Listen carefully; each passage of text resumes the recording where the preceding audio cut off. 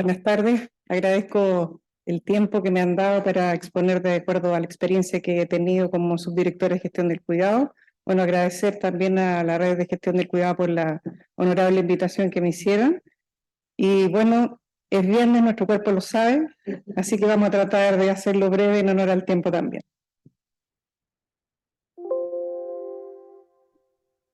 Bueno, lo primero que pensé, ya saben cómo me pongo, me invitaron, ¿cierto? Dije, a lo mejor no lo dije, lo pensé nomás, pensé cuando me llamó Paulina.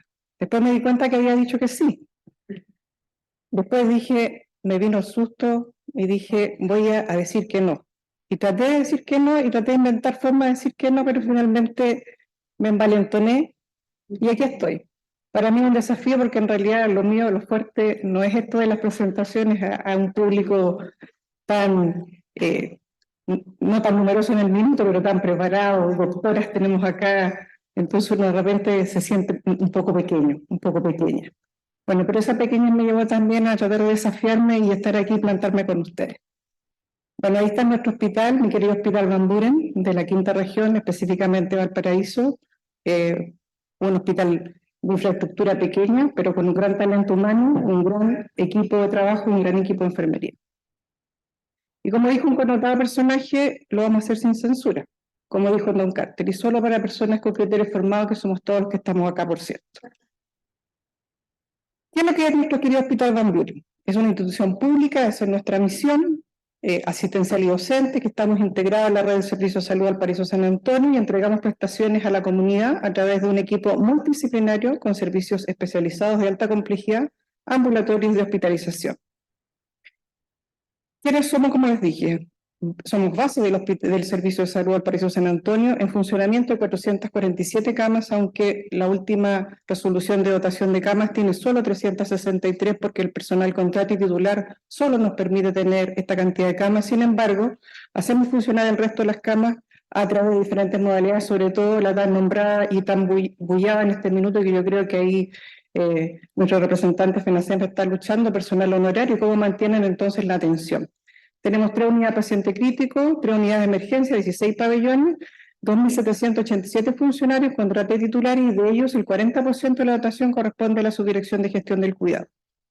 Tiene una población asignada de 534.000 y fracción y que llega a más de 3 millones por la macro red que tenemos nosotros por la cartera de prestaciones, ¿cierto? Somos centro de referencia para imagenología, neurocirugía, oncología y atendemos pacientes de la tercera a la cuarta y obviamente nuestra quinta región. Del año 2022 esa producción, atención de urgencia 91.000 y fracción, egresos hospitalarios 14.000 e intervenciones quirúrgicas 11.400, que estamos obviamente en todo el retomar las prestaciones suspendidas por la pandemia y estamos dándole énfasis entonces a retomar la producción que por pandemia dejamos ahí detenida.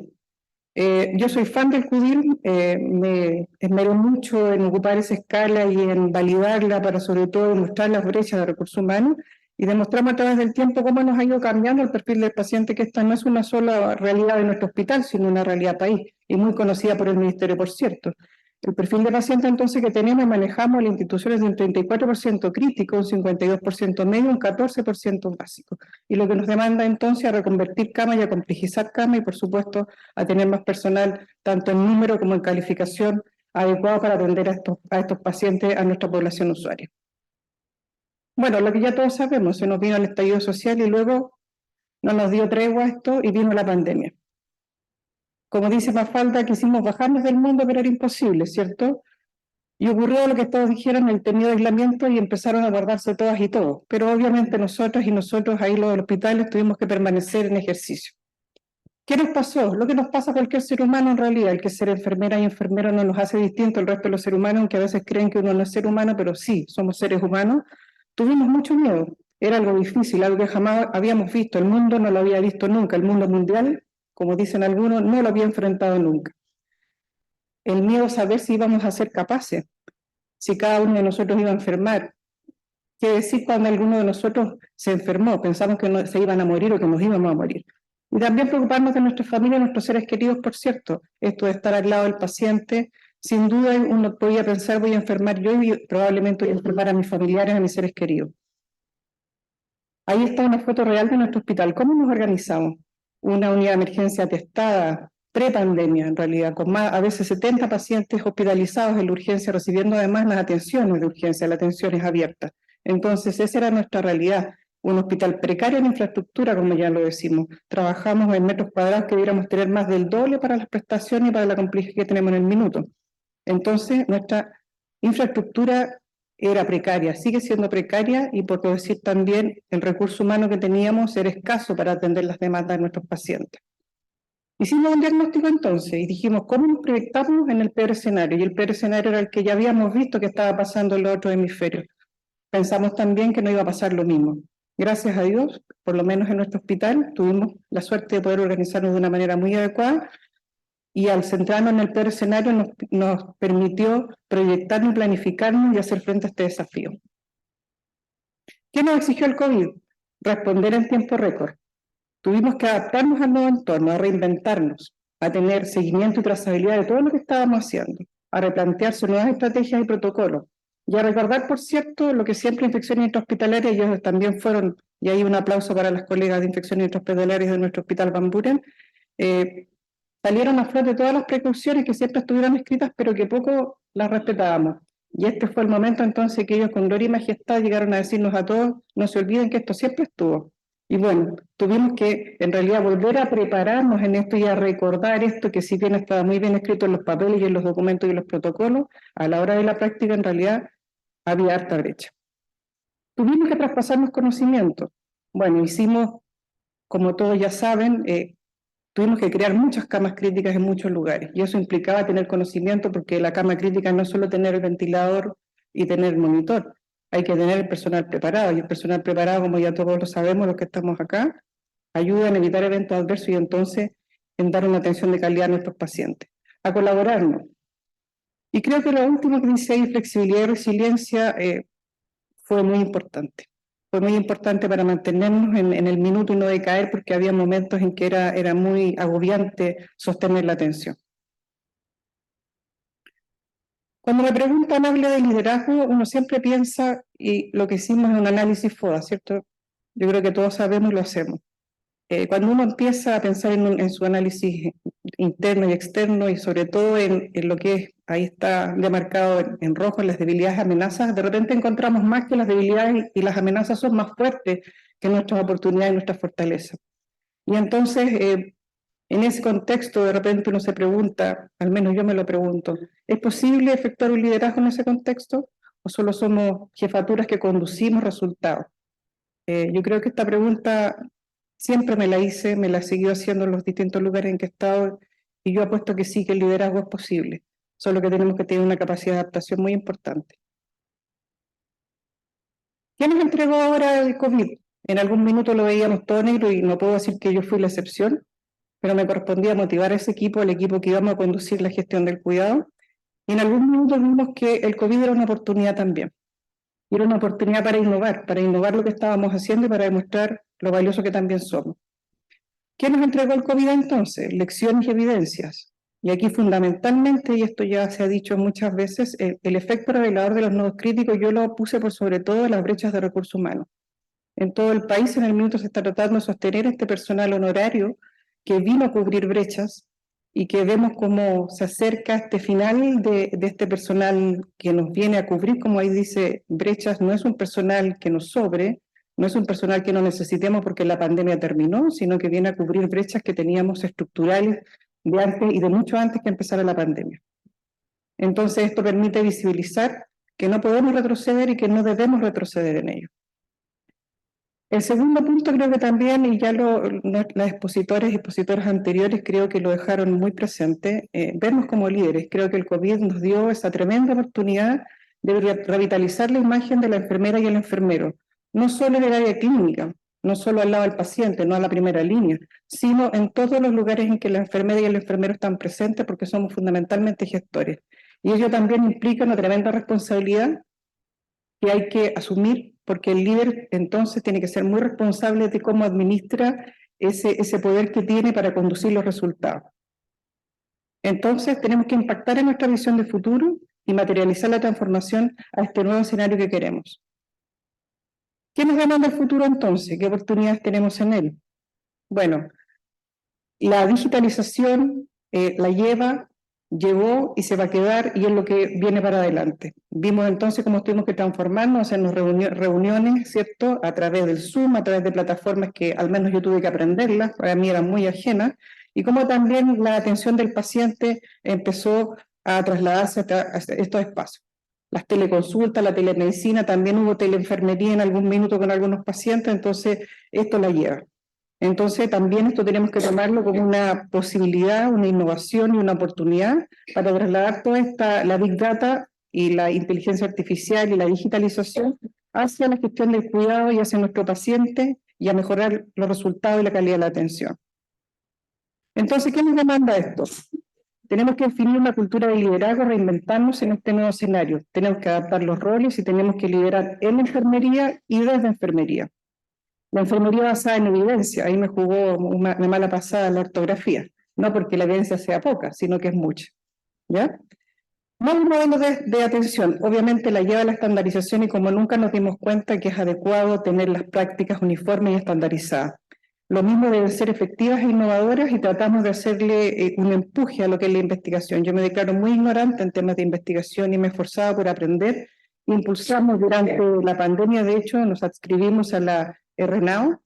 En momentos muy difíciles quisimos impulsar mejoras y también investigar y nos asociamos con la Universidad del Paraíso para tratar de formarnos en investigación, a pesar de que uno en el pregrado tiene un barniz, queremos formarnos porque sabemos que es importante, como ustedes bien ya lo han dicho acá, el investigar, el dejar sentada la evidencia y obviamente que eso permita la mejora de los cuidados. Un área que yo creo que viene para, como ya dijimos, quedarse, y que creo que la enfermería tiene que sacar muchas, yo creo que oportunidades, y aquí sacarle provecho, es a la informática en la enfermería, que tal vez las universidades podrían tomarlo y tal vez sería una especialización de la enfermería, no lo sé, pero es muy importante, yo creo, el tener datos claves para la gestión, y no solo los datos, sino el análisis de esos datos para la toma de decisiones, y para mí eso se transforma en una enorme oportunidad.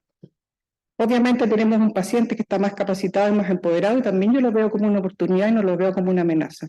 Y entonces, ¿cómo nosotros nos aliamos con este paciente para responder realmente a su necesidad y satisfacer esta necesidad en salud? Con énfasis en la prevención y también con una atención mucho más humanizada y más centrada y más cálida para nuestro paciente. Bueno, ya lo dijimos, transformación de la era de la asistencia tradicional a la digital con estas nuevas tecnologías y obviamente demanda transformación de equipo. Obviamente aquí también tenemos que solucionar las brechas de equipamiento que tenemos en las instituciones, porque si no tenemos la cantidad de computadores o de otras herramientas similares, difícilmente podemos llevar esta transformación hacia la misma cama del paciente. La gestión de datos, por tanto, también nos conlleva a tener nuevas habilidades y, como ya bien dijimos, para el uso y la interpretación de esos datos y llevarlas a la gestión y a las mejoras que hay que implementar. Vamos a requerir entonces también nuevos roles de apoyo que nos permitan interpretar, analizar y también que estos datos sean seguros, ¿cierto? Y obviamente ya nos viene el cambio de paradigma, donde el clínico cada vez debe empoderarse aún más. Vimos fuertemente en la pandemia también cómo la atención se trasladó hacia los domicilios de los pacientes. Nosotros teníamos 20 cupos de hospitalización domiciliaria y llegamos a tener 120 cupos. Gran parte de ellos los hemos mantenido porque hemos entendido entonces que es importante este nuevo modelo de atención.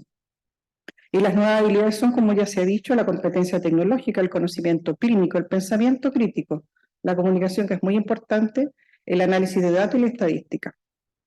Ya sabemos entonces que el liderazgo es un fenómeno complejo y multidimensional que ha cambiado en el tiempo, al contexto y a las necesidades. Y cómo no saberlo si hace poco estamos terminando la pandemia. Y es un elemento esencial en la gestión y el desarrollo de cuidados de calidad. Yo apuesto por esto del liderazgo transformacional y por eso lo puse aquí. Probablemente ustedes ya lo conocen. Me hizo mucho sentido cuando pude acceder a esta información, ya que este líder tiene motivación inspiracional. El líder articula una visión e inspira y motive a sus seguidores. Hace que obviamente entonces compartan la visión y los motivos y los objetivos de la institución y de la organización. Estimula intelectualmente. El líder apuesta por los cambios y solicita a sus colaboradores ideas. No todas las respuestas entonces vienen del líder. Una influencia idealizada. El líder, de la mano de unos elevados estándares éticos, infunde respeto y confianza. Y consideración individualizada. El líder tiene en cuenta las necesidades y preocupaciones de sus seguidores. Y esto obviamente es legítimo y genuino.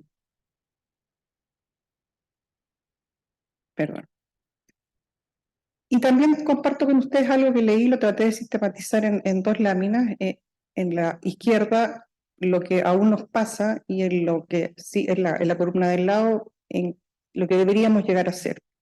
El cambio, ya bien también como dije, ya lo mencionaron, era un proceso lineal y los líderes siempre estaban preparados para asumir este cambio. Un cambio ahora, y valga la redundancia, el cambio es muy continuo. Es un estado permanente e implacable transformación. Por lo tanto, este líder tiene que ser un empresario de cambio, buscando constantemente maneras de mejorar a sí mismo y también a sus equipos. Aún conducimos a través de la jerarquía, yo creo que tenemos que avanzar entonces en la horizontalización, porque esto erosiona el compromiso y asfixia la creatividad. El autoritarismo entonces ya no la lleva. Hay que construir inclusión y seguridad psicológica. El líder es humilde y está allí para servir a la organización. Debe crear condiciones de desarrollo del potencial de sus equipos y sacar el máximo de su provecho. Todos pueden desafiar y ser desafiados. El líder, en el modelo anterior, debía tener todas las respuestas, ser los más inteligentes, los que nunca fallaban, por cierto, y demostrar habilidad y conocimientos todo el tiempo. En cambio, ahora tenemos que tener esta mentalidad de aprendizaje, no de saberlo todo, sino de aprenderlo todo. Demostrar incertidumbre en confianza, no se sabe todo y se buscan soluciones en los equipos. Uno admite que no lo sabe y que puede errar y que entonces los equipos y los miembros del mismo deben y pueden dar las soluciones. Hay que tener una mezcla de humildad y experiencia. En el modelo que aún todavía nos predomina, hay un foco en lo interno y gran parte de la energía se centra en desafíos operativos. Yo creo que eso es lo que nos pasa mucho en la enfermería y en los hospitales. Nos centramos en resolver, en apagar incendios, en la contingencia del día, en cubrir cosas que el resto no hace, en hacer mucho de los otros, y a veces hacemos poco de lo nuestro por lo mismo, porque respondemos a múltiples focos abiertos que nunca nadie los toma, y la enfermería siempre estuvo allí porque somos re buenos para levantar la mano y dice, ¿quién quiere? Yo, dice.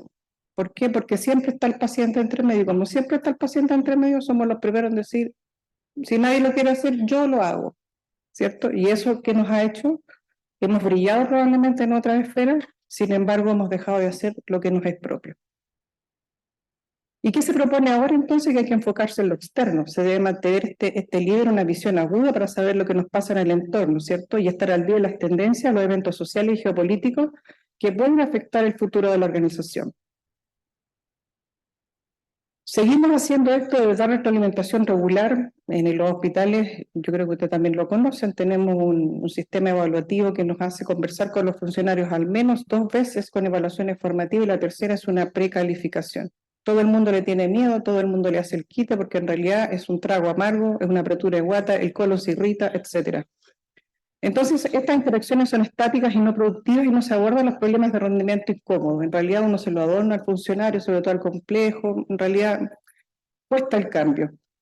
En cambio, se propone tener una franqueza, equilibrar las conversaciones difíciles con empatía genuina. Siempre demostrar preocupación por los funcionarios, como nuevamente lo digo, que sea esto genuino, sino, no que sea una postura, sino que efectivamente hay una preocupación por el funcionario y la funcionaria que está formando parte del equipo.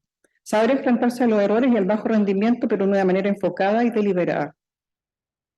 En el anterior, favorecer la comunicación de arriba abajo era lo que hacíamos, con publicar memos, mandar un correo, creíamos que todos se daban por enterado y lo leían. Y solo comunicábamos cuando entendíamos que era necesario, por lo tanto esto provoca escepticismo y desconfianza. En cambio, el líder ahora tiene que aprovechar el movimiento social, saber que hay canales de comunicación que no necesariamente son los formales, ¿cierto? Y entonces hay que comunicar en todos los niveles y esperar entonces que en esta comunicación bidireccional se reciba y se entregue información y se intercambien opiniones. Las conversaciones, por cierto, en el modelo que estamos conversando antiguo, eran estáticas y periódicas sobre el rendimiento de los trabajadores y en realidad carecían de enfoque y propósito. En cambio ahora se propone que sean regulares, dinámicas y fluidas y sobre todo, ojalá en tiempo real para que la persona, el funcionario pueda mejorar de manera constante. Yo me identifico mucho con eso y una debilidad mía en realidad. Largas jornadas de trabajo como insignia de honor. Lograr resultados a cualquier precio. Yo creo que eso es algo que les comento que debo cambiar. Los líderes sacrifican su bienestar y salud por resultados organizacionales. Creo que a veces eso a las enfermeras y enfermeros nos pasa mucho y que es un tema que tenemos que equilibrar. ¿Qué se propone ahora y que estamos caminando hacia ello, por cierto? Crear una cultura de bienestar impulsando el compromiso y la productividad, equilibrar la carga de trabajo con el cuidado de la salud. Líderes más preparados para prosperar y tener éxito si nos cuidamos nosotros mismos primero. ¿A qué debemos estar atentos? Y este es un resumen de un pensamiento mío. A nuestro rol, acá el colega José Luis lo expuso muy bien y hubo preguntas respecto a eso, el cuidar. ¿Qué implica el cuidar? ¿Qué implica el trabajo con los otros, con las otras profesiones? Una atención humanizada y compasiva, no es porque esté de moda, no es porque la lleva, no es porque es bonito en los discursos, sino porque realmente es nuestra esencia, lo que aprendimos en el pregrado, ¿cierto? Y lo porque creo, al menos para mí, fue lo que me llevó a estudiar lo que ahora hago. Complementarnos con los otros profesionales y técnicos. Esto, como bien se dice, es una complementariedad y para mí no es una competencia. Entendimiento y comprensión de las nuevas generaciones para conocer sus motivaciones. Creo que eso es muy importante, dado que las nuevas generaciones no tienen las mismas motivaciones para el trabajo que las que teníamos los anteriores y por tanto son las generaciones que van a permanecer haciéndole frente al cuidado. Y tenemos que reinventarnos para encantar a estas nuevas generaciones y que quieran trabajar en los ámbitos y que sean aportantes a ellos. Y nosotros también, obviamente, comprender sus formas de trabajo. Hacernos necesarios en la toma de decisiones y en las políticas en salud, que haya más enfermeras y enfermeros en puestos estratégicos y en puestos directivos que nos permitan entonces estar ahí cuando haya que estar y tomar las decisiones que haya que tomar. Cuidarnos, no al autoritarismo, no al maltrato, en ningún lugar y bajo ninguna circunstancia. Para mí también es vital la formación y la actualización, sobre todo del líder. ¿Por qué? Porque para mí el conocimiento es poder, pero poder en positivo, que permite y que impulse el cambio. Nuestra forma de comunicar y escuchar, una de las fortalezas que tuvo el Hospital Van Buren, empezamos en el año 2018 a hacer coaching con nuestros equipos. Logramos convencer al equipo directivo, al director en su minuto, de que era importante apostar en las habilidades de los funcionarios, sobre todo de los líderes y los conductores de equipos, de los supervisores, las supervisoras, los jefes de turno. ¿Para qué? Para conducir mejor sus equipos y lograr mejores resultados. Hay que saber escuchar y hay que saber comunicar, sobre todo con nuestro lenguaje corporal, porque también aprendimos que el 70% de la comunicación lo hace no solo la palabra, sino el resto, las habilidades blandas. Y esto también es un tema mío, el autoconocimiento, es la percepción de mi propio yo y cómo yo juego un rol en el equipo, de la autoaceptación con mis fortalezas y mis debilidades. Y algo que me gustó mucho de Mario Alonso Puig, que me gusta leerlo y me gusta escucharlo, me hizo mucho sentido y lo traslado a esas dos partes que están abajo hacia la enfermería. El bienestar, ojalá tengamos bienestar gozando de nuestros sentidos, en el gozo de los sentidos de la enfermería y lo mismo, logremos felicidad, un gozo en el corazón con nuestro paciente, con la empatía, con el trato amable y el trato cálido. El autocuidado, por cierto, si no me cuido yo mismo, ¿cómo puedo cuidar al resto? ¿Ya? Y algo que también comprendí y aprendí, que hay que disfrutar siendo enfermera y enfermero y responderse uno mismo, ¿para mí esto es un sacrificio o no es un sacrificio? Yo elijo que no sea un sacrificio porque para mí el sacrificio conlleva dolor. Entonces la enfermera a veces en los discursos tenemos que sacrificamos cosas. Yo creo que para mí estoy tratando de hacerlo y esforzarme, retirar la palabra sacrificio de mi rol y de mi cotidianidad, sobre todo en lo laboral. Y finalmente, ¿el líder nace o se hace? Y me quedo también con la persona, el coach que le acabo de nombrar, yo creo que se entrena. Y en eso he estado todo este tiempo y bueno, estar aquí también me ha hecho aprender muchas cosas y me ha aperturado las ganas de seguir en este camino de la perfección en los conocimientos en enfermería. Muchísimas gracias.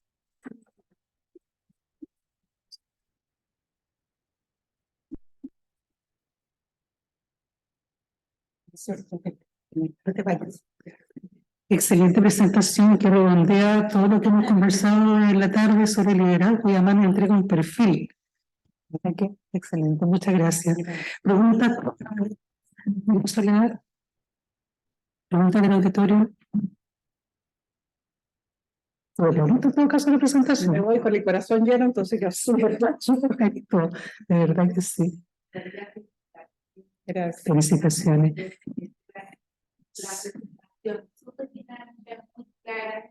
Y me quedé dando vuelta a lo que dijiste al inicio, que tú no tenías la preparación de las personas que hablaron en la mañana, pero creo que hiciste una presentación brillante. Gracias. Así que muchas gracias, y muy Me dinámica. esforcé mucho, créanme, que es una debilidad mía, entonces que trato de hacerlo bien. Perdón, disculpa. Yo quisiera también felicitarte y lo otro es que justamente en la mañana nosotros habíamos estado conversando el tema de la presencialidad, o sea, el de vernos, el de hablar, y haciendo una relación con el miedo que tú planteabas o el temor que tenías de presentarte acá. Yo creo que es eso, es miedo nomás. Porque igual a mí también me ha pasado que me dicen muchos colegas, es que me tienen miedo porque soy doctora y sí, uno sigue siendo la misma persona nomás. Entonces, yo creo que el estar en un espacio común permite que aprendamos los unos de los otros, porque el ser doctor no te da así como como la lámpara iluminada que abrió, digamos, el conocimiento filosófico de todo, porque no es así, digamos. La verdad que el conocimiento es un proceso permanente del ser humano y de todos. Entonces, en ese sentido, yo creo que la única forma de crecer es, como dices tú, me di la fuerza, me desafié, pero yo creo que a todos nos da cosa cuando tenemos que ponernos adelante, digamos. Así que yo te felicito de verdad por tu sinceridad. Yo creo que esta ha sido una jornada de mucha sinceridad y eso yo creo que nos vamos así, pero con el corazón bien hinchado, así con ganas de hacer muchas cosas. Así que muchas gracias. Bueno, gracias.